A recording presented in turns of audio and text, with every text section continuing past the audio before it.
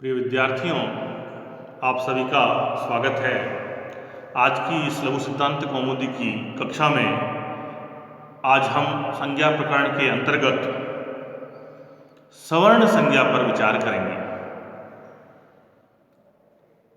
किस वर्ण की सवर्ण संज्ञा होती है या किन दो वर्णों की आपस में परस्पर सवर्ण संज्ञा होती है, इस पर विचार करते समय आचार्य पाणिनि वो अष्टाध्यायी में एक सूत्र का पाठ करते हैं। तुल्यास्य प्रयत्नम सवर्णम। सूत्र है, पुनः सुने आप एक बार। तुल्यास्य प्रयत्नम सवर्णम। अगर हम इस सूत्र पर विचार करें, इसका विश्लेषण करें, इसका विभाजन करें, तो इसमें दो पद हैं। प्रथम पद है तुल्यास्य प्रयत्नम और दूसरा है सवर्णम।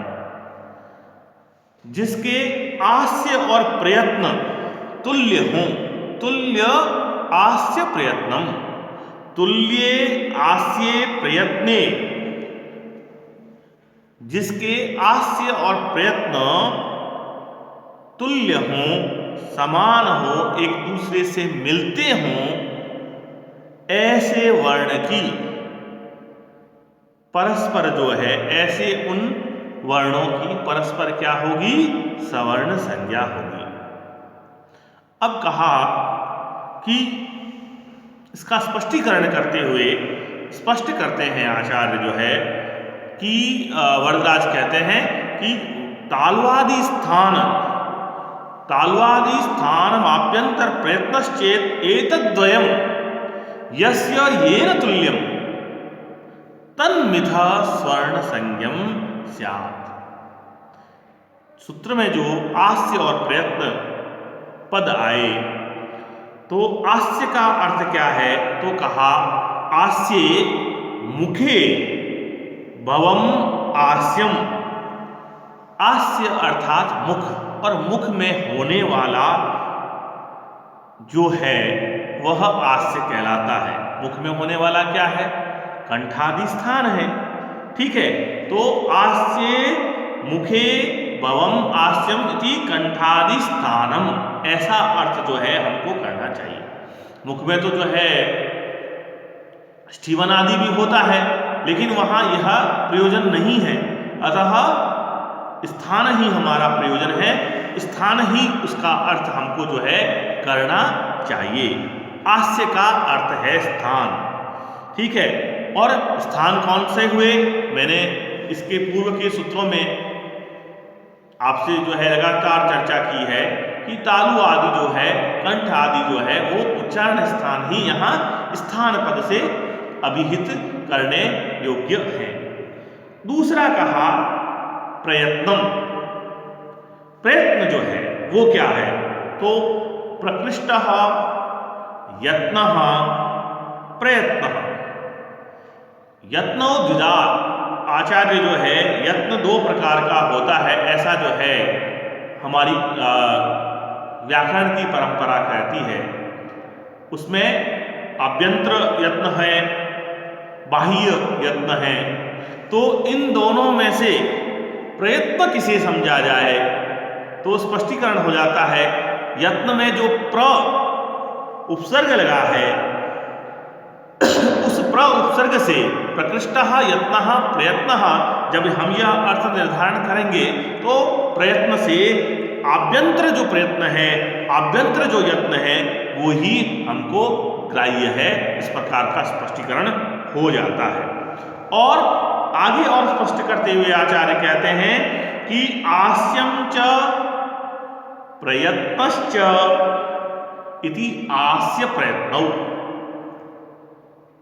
आस्यम च प्रयत्नश्च इति आस्य प्रयत्नौ। और आस्य प्रयत्नौ तुल्यौ समानौ यस्य वर्णस्य तत् तुल्यास्य प्रयत्नम, या यस्य वर्णजालस्य तत् तुल्यास्य प्रयत्नम। यानी कि जिसके आस्य और प्रयत्न आपस में एक जैसे हैं, समान हैं, मिलते हैं, तुल्य हैं, उस वर्ण जाल को हम तुल्यास्य प्रयत्न कहेंगे। और ऐसे वर्ण जाल के जिसकी तुल्यास्य प्रयत्न जिसको हम अभिहित कर रहे हैं उसकी जो है मितः आपस में जो है वो सवर्ण संज्ञा होती है। आचार्य वरदराज जो है लघु सिद्धांत कौमुदी की वृत्ति में जो है स्पष्ट करते हुए लिखते हैं, ताल्वादि स्थानम आभ्यंतर प्रयत्नश्च एतद्वयम्, तालु आदि उच्चारण स्थान और आभ्यंतर प्रयत्न ये दोनों यस्य येन तुल्यम, जिस वर्ण के येन जिस वर्ण के साथ में तुल्यम समान है, तन मिथा उन दोनों की मिथा आपस में जो है क्या होगी, सवर्ण संज्ञा होगी। यस्य येन तुल्यम, जिस वर्ण की जिस वर्ण के साथ में तुल्यता है उन दोनों के बीच में तन्मितः, उन दोनों के तयोर्मितः इति तन्मितः, तन्मितः का अर्थ क्या है, तयोर्मितः इति तन्मितः, उन दोनों के मध्य में जो है क्या होगा, सवर्ण संज्ञम स्यात्, उन दोनों की सवर्ण संज्ञा होगी। यह सूत्र पढ़ दिया तो उसके साथ की साथ जो है एक वार्तिक जो है वो और पढ़ा गया और वो है री लृ वर्णयोः मिथः सावर्ण्यम वाच्यम। री और लृ इन दोनों वर्णों का भी आपस में हमको सावर्ण्य जानना चाहिए, यानी कि री और लृ वर्ण भी आपस में सवर्ण संज्ञक होते हैं, ऐसा हमको जानना चाहिए, ऐसा वार्तिककार कात्यायन कहते हैं और उसको हम स्वीकार करते हैं। तो री और लृ दोनों ही क्या हो जाते हैं, सवर्ण संज्ञक हो जाते हैं। और जैसे ही री और लृ आपस में सवर्ण संज्ञक होते हैं वैसे ही इनके कुल भेदों की संख्या जो है वो 63 हो जाती है, 30 हो जाती है। अब हमने जो है री के 18 भेद आपको पूर्व में बताए थे और लृ के 12 बताए थे, तो 12 प्लस 18 कुल मिलाकर के इन दोनों की आपस में सवर्ण संज्ञा हो जाने से इनकी भेद की संख्या कितनी हो गई, 30 हो गई। ये भी हमको ध्यान में रखना चाहिए। अब हम यह और इसको जो है स्पष्ट करना चाहें तो उदाहरण के लिए जो है किस प्रकार से इनकी आपस में सवर्ण संज्ञा होगी, तो हम एक उदाहरण लेते हैं। जैसे त है और थ है, ठीक है, तो तकार और थकार इन दोनों का जो उच्चारण स्थान है वो है दंत। ऋतुलसानाम दंताः, ये जो नियमितीकरण है, जो ये जो नियम है उसके तहत जो है त और थ इन दोनों का उच्चारण स्थान क्या है, दंत है, दोनों ही दंत्य वर्ण है।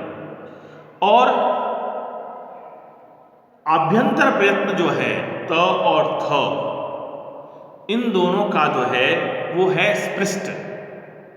कादयो मावसानाम स्पर्शा, आगे मैं इस पर विचार करूंगा और आपको स्पष्ट करूंगा।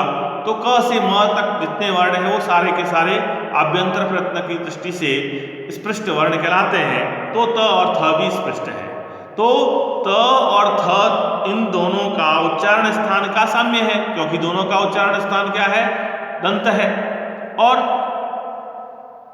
आभ्यंतर प्रयत्न की दृष्टि से देखते हैं तो दोनों का ही आभ्यंतर प्रयत्न जो है वो स्पृष्ट है, अतः दोनों में क्या है, परस्पर तुल्यता है। अतः यहाँ पर त और थ इन दोनों का आभ्यंतर प्रयत्न और उच्चारण स्थान दोनों ही जो है एक ही हो जाने के कारण या एक ही होने से या तुल्य होने से जो है तकार और थकार इनकी परस्पर क्या होगी, सवर्ण संज्ञा होगी। ये हमको ध्यान रखना चाहिए। अन्य उदाहरणों के या सवर्ण संज्ञा का निर्धारण करते समय हमको उच्चारण स्थानों का ध्यान रखना होगा और उच्चारण स्थानों के साथ ही साथ हमको जो है उसके आभ्यंतर प्रयत्न का भी ध्यान रखना होगा। दोनों समान हो, एक के समान होने पर जो है सवर्ण संज्ञा नहीं होगी, जब दोनों ही समान होंगे तब सवर्ण संज्ञा होगी। तो अब किस किस का क्या क्या उच्चारण स्थान है ये भी हम एक बार जो है ध्यान कर लें। तो सबसे पहले कहा गया अकूह विसर्जनीया नाम कंठा, अर्थात अ कु यानी कवर्ग क ख ग ग ग ह और विसर्ग, इनका उच्चारण स्थान कंठ होता है। आगे कहा गया इचू यसा नाम तालु, ई चू यानी चवर्ग च छ ज झ य और य और तालव्य स, संकर वाला स जिसको हम कहते हैं, इनका उच्चारण स्थान जो है वह तालु होता है। ऋतु रसाणाम मूर्धा, मूर्धा उच्चारण स्थान किसका है? तो कहा री वर्ण, टू अर्थात टवर्ग ट ठ ड ढ ण और र और षटकोण वाला स जिसको हम मूर्धन्य स कहते हैं, क्योंकि उसका उच्चारण मूर्धा से होता है, इसलिए हम उसको श को क्या बोलेंगे? मूर्धन्य षकार। तो मूर्धन्य ष का उच्चारण स्थान भी क्या है? मूर्धा। री टू रसाणाम मूर्धा और ली तू लसानाम दंता, ली तू यानी कि त थ द ध न ये तवर्ग और ल और स दंत्य सकार जिसको हम सड़क वाला स कहते हैं। सड़क वाला स ऐसा नहीं बोलना चाहिए हमको, हम संस्कृत के विद्यार्थी हैं तो हम उसको क्या बोलेंगे? दंत्य सकार, क्योंकि जिस सकार का उच्चारण दंत से होता है वह सकार क्या कहलाएगा? दंत्य कहलाएगा। तो ली त थ द ध न ल और दंत्य सकार, इनका उच्चारण स्थान क्या है? दंत है। तो अगर हमको स बोलना है तो स के कितने विभेद हो गए? दंत्य सकार, तालव्य षकार और मूर्धन्य षकार। ये उच्चारण में भी विभेद जो है स्पष्ट दिखना चाहिए। और आगे कहा गया उपूप धमानिया नाम ओष्ठौ, अर्थात उ और पू का अर्थ है पवर्ग, पवर्ग अर्थात प फ ब भ और म, ये जो 5 अक्षर है वो पवर्ग के हैं। और उपधमानीय, उपधमानीय का अर्थ है प और फ के बाद में जब विसर्ग आ जाता है या विसर्ग के बाद में यदि हम जो है प और फ आते हैं तो हम उसको जो है उपधमानीय कहते हैं। तो उपधमानीय वर्णों का भी जो है उच्चारण स्थान क्या होगा? ओष्ठौ, ओष्ठ नहीं कहा है मित्रों, ध्यान रखें कि यहाँ ओष्ठौ जो है पद द्विवचनांत है, यानी कि नीचे का ओष्ठ और ऊपर का ओष्ठ दोनों मिलाकर के जो है उच्चारण स्थान होता है, केवल एक ओष्ठ जो है उसका उच्चारण स्थान नहीं है। इसलिए सूत्र में स्पष्ट कह दिया गया है उपूप धमानिया नाम ओष्ठौ, अर्थात उ और पू अर्थात प फ ब भ म और उपधमानीय जो वर्ण हैं उनका उच्चारण स्थान ओष्ठौ, यानी कि दोनों ओष्ठ जो है संयुक्त रूप से होंगे। और इसी के साथ में अगला सूत्र पढ़ा गया यमगणना नाम नासिका च, अर्थात य म ग ण और न, ये जो 5 वर्ण हैं अनुनासिक वर्ण हैं, इनका उच्चारण स्थान नासिका तो है ही है, लेकिन जो च और भी है तो च के द्वारा तत्त स्थलों पर, यानी कि जहां पर जो है अकूह विसर्जनीया नाम कंठा में जो है ग का उच्चारण स्थान कंठ और नासिका दोनों है। य का उच्चारण स्थान जो है इचू यसा नाम तालु में जो है पढ़ा गया तो तालु के साथ में नासिका है।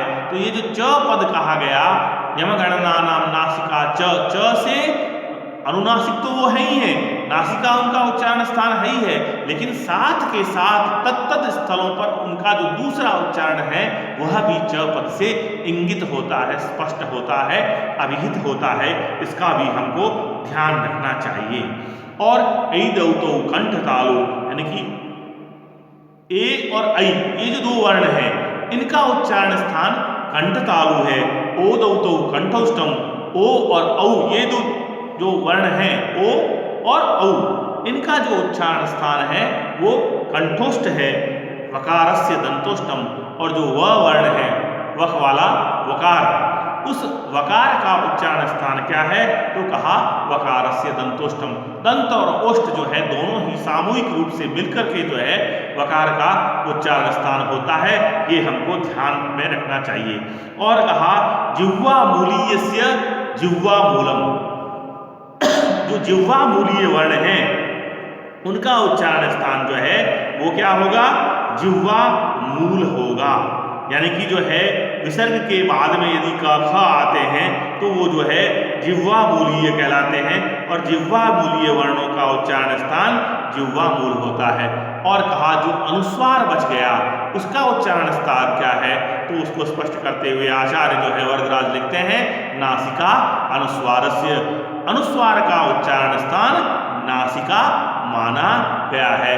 इस तरह से हमारे सामने ये सारे वर्णों का जो उच्चारण स्थान का जो विभेद है, किन किन वर्णों से जो है किस किस का उच्चारण होता है, ये स्पष्ट हो जाता है। मैंने आपको कहा था कि क और ख इनके पहले यदि आधा विसर्ग जैसा उच्चारण होता है तो वो जिह्वा मूलीय कहलाता है। उसी तरह से प और फ इन दोनों से पहले आधे विसर्ग जैसा उच्चारण जो है वो उपधमानीय